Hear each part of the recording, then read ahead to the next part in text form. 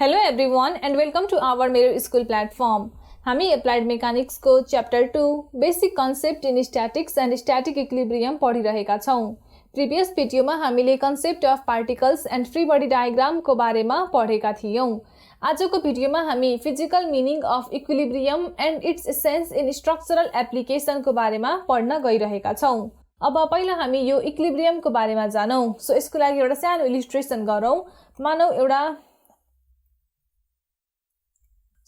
यो पोइन्ट में मानौ एउटा हाम्रो प्लैंक यसरी एउटा प्लैंक रेस्ट गरिरहेको छ। सो इनिशियली यो प्लैंक के हुन्छ त कम्प्लिटली हॉरिजॉन्टल हुन्छ। मैले यो प्लैंकलाई एबी भनेर नाम दिए। अब मानौ यो ए इन्ड में हामीले एउटा लोड एप्लाई गर्यौं। सो यो ए इन्ड में मैले पी बराबरको लोड एप्लाई गरे।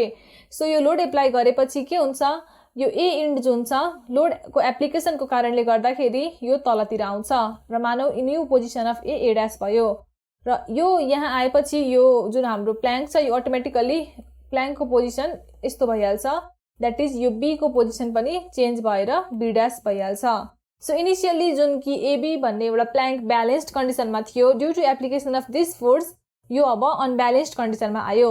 अब मानौ मलाई फेरि यो रडलाई ब्यालेन्स गर्नुपर्ने छ। यो रडलाई फेरि ब्यालेन्स गर्न के गर्नु पर्यो त, फेरि यो एन्डमा पनि अब पी बराबरकै लोड एप्लाई गर्नु पर्यो। यो एन्डमा पनि पी बराबरकै लोड एप्लाई गर्यो भने के हुन्छ, यो बी डैश फेरि बी पोजिसनमा वापस आउँछ, ए डैश फेरि ए मा वापस आउँछ र यसरी यो एबी जुन हाम्रो प्लैंक छ यसले आफ्नो ओरिजिनल पोजिसन रिटेन गर्छ र ब्यालेन्स्ड कन्डिसनमा आउँछ फेरि। That is even after the application of forces P and P which this plank AB is balanced, it is in balanced condition.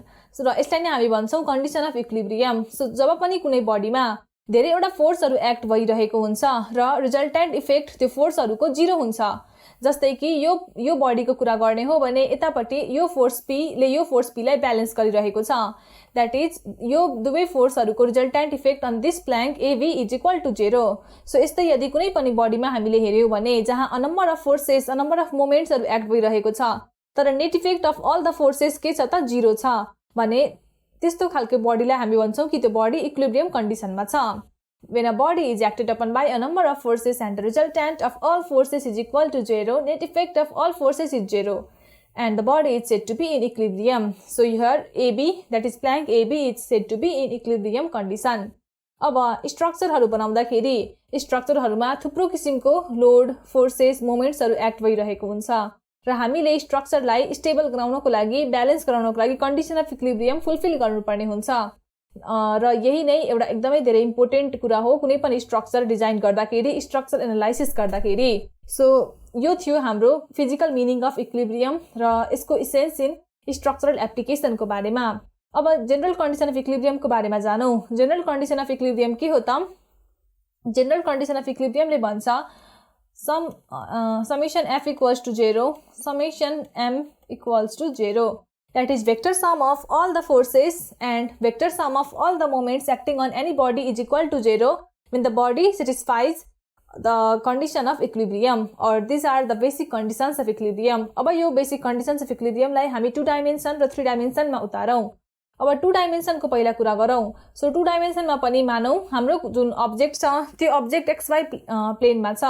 So यो भयो x एक्सिस, y एक्सिस र body हाम्रो कुनै यतै कुनै पार्टिकल छ र यो पार्टिकल अब 2 डाइमेन्सनमा इक्विलिब्रियममा हुनको लागि यसले सेटिस्फाई गर्नु पर्यो यो दुईटा कन्डिसन।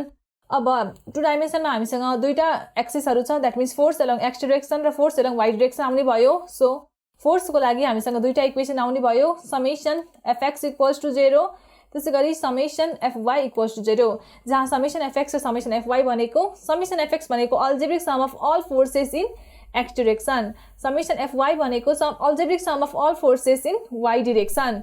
अब मोमेन्ट को कुरा गरौं। मोमेन्ट यहाँनिर हामीसँग एउटा मात्रै प्लेन छ, सो एउटै प्लेनमा मोमेन्ट आउने भयो। सो xy प्लेनमा आएको मोमेन्टलाई मैले mz ले रिप्रेजेन्ट गरे भने हामीसँग इक्वेसन हुन्छ for moment summation mz equals to 0, जहाँ समेसन mz भनेको हो algebraic sum of all the moments on xy plane. अब यो भयो हाम्रो general equation of equilibrium in 2 dimension. So हामीसँग बेसिकली तीनटा इक्वेसन भयो जसलाई हामी इक्वेसन अफ स्ट्याटिक इक्विलिब्रियम भनेर भन्दछौं। अब 3 डाइमेन्सन को कुरा गरौं। 3 डाइमेन्सनमा हामीसँग तीनटा एक्सिस हुने भयो।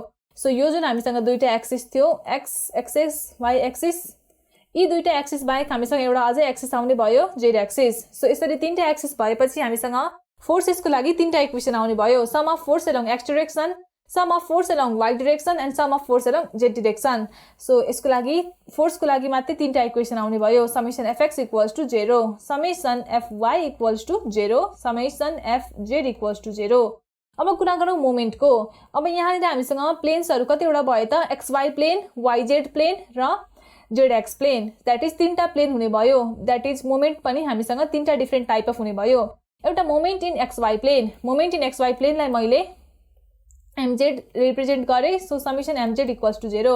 यसपछि चाहिँ वाइजेड प्लेन, वाइजेड प्लेनमा आउने मोमेन्टलाई समेसन एमएक्स इक्वल्स टु 0 र अर्को छ Z X plane, Z X प्लेनमा आउने मोमेन्टलाई समेसन एमवाई इक्वल्स टु 0 भनेर लेख्न सकिन्छ। सो यसको नोटेसनलाई यहाँनिर एक्सप्लेन गरिएको छ। एमएक्स भनेको भयो algebraic sum of moments on YZ plane, MY भनेको भयो algebraic sum of moments on Z X plane र बाँकी टर्महरू हाम्रो यहाँ युज भयो जस्तै। सो यो भयो equation of equilibrium in 3 dimension. So यसरी हामीले physical meaning of equilibrium and equation of equilibrium in both 2 dimension and 3 डाइमेन्सनको बारेमा पढ्यौँ। अब अपकमिङ भिडियोमा हामी च्याप्टर 2 बाट एक्जाममा सोधिने टाइपको केही क्वेसनहरू एक्जाम्पलको रूपमा प्र्याक्टिस गर्नेछौँ र यसरी नै यो एप्लाइड मेकानिक्सको कोर्सलाई कन्टिन्यू गर्नेछौँ। Thank you.